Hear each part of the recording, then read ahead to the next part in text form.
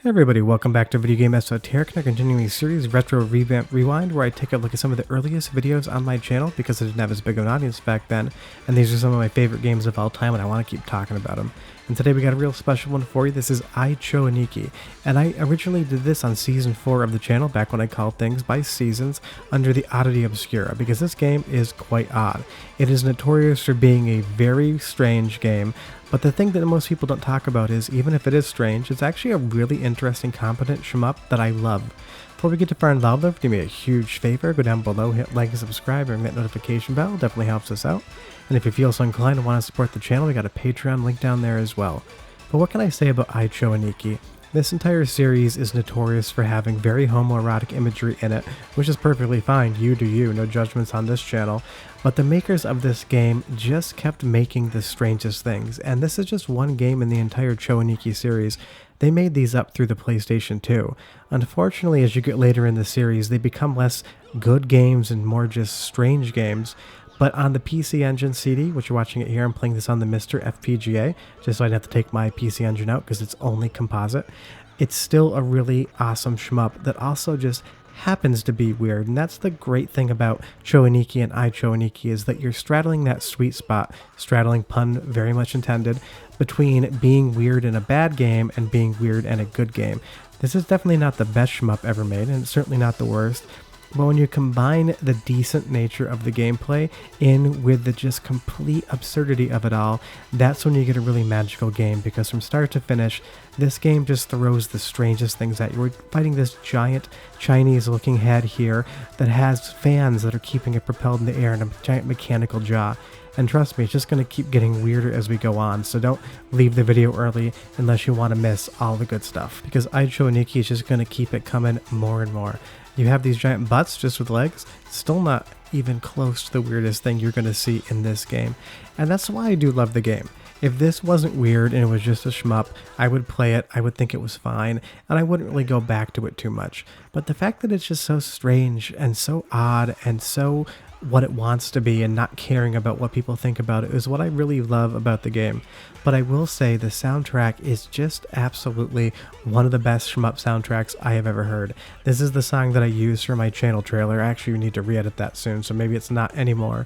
But this entire soundtrack from start to finish is just super charming. So go ahead and listen to the next song, because it's one of my favorites, and you can watch them fire off the man cannon. That's right, they've got a man cannon. Have you fired your man cannon today? I shouldn't ask that, but why not leave it in the commentary? I find it funny, and if you don't, well, that's your problem, not mine, because it's good.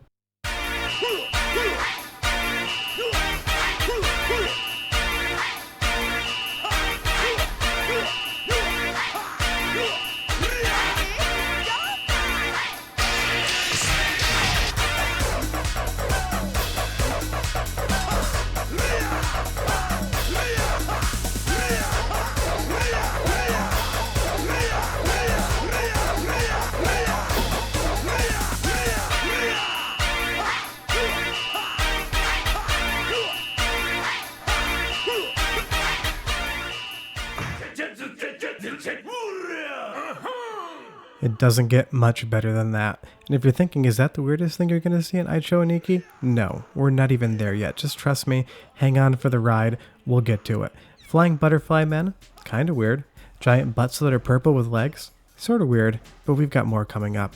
But again, I also love this game for just what it does with the PC Engine hardware, because you have 3 different layers of parallax scrolling going on right now, and that's technically something that the PC Engine shouldn't be able to do. There's a lot of good coding and trickery in here, because you have this foreground tree with its eyes closed smiling, you have those middle ground trees that we're flying past, and then you have another layer in the back that's moving to the right. So honestly, as weird as this game is and as bad of a reputation as it gets for just being weird for weird's sake, the graphics, the sprites, the actual technical mastery that goes into making Ai Cho Aniki work is very impressive, and I do love it for that too. It is, to me, the total package. Now, like I said earlier, if it wasn't as weird as it was, I probably wouldn't love it as much, but it's got everything I'm looking for in a game, and I definitely recommend you play it. Now we're moving on to another boss here.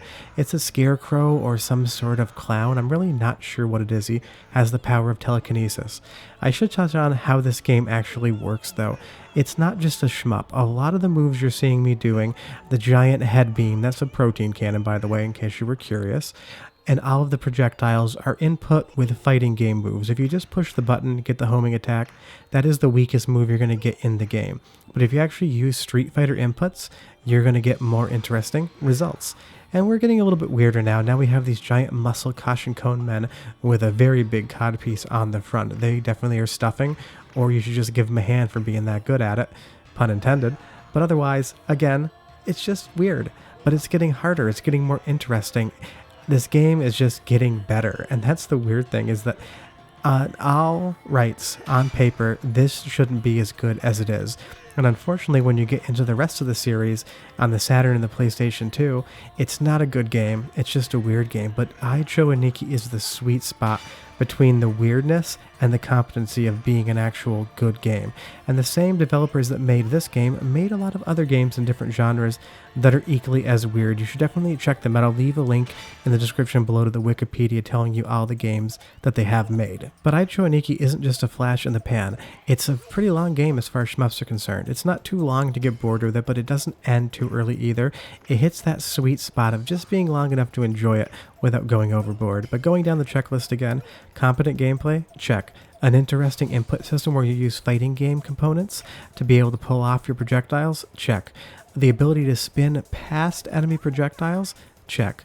An amazing soundtrack that's just straight fire, definitely a check. And weird factor, well, we'll give it 2 checks for that. And if you thought the man cannon was interesting, and now we have the man missile. I'm not sure if the missile's bigger than the cannon, they may have to do a little size comparison and check, but I would guess the missile's a little bit bigger. But again, I just can't help but love this game. All the innuendo, all the jokes I'm able to make in the commentary. This weird boss here that looks like half Caesar, half monk, who has what looks like a V8 motor in his chest. You're never sure what you're going to see next. And if you've never played this game before, I can't recommend it enough. Because like I said, it's not just a weird game, it's actually a very good game. And the internet never gives this series credit for that. It's always just put up as a spectacle, kind of to poke at and mock and say, what were they doing back in Japan in the early 90s? But honestly, it's outstanding. And now we have a half man, half anchor coming down. I'm going to call him Manker because that just makes perfect sense.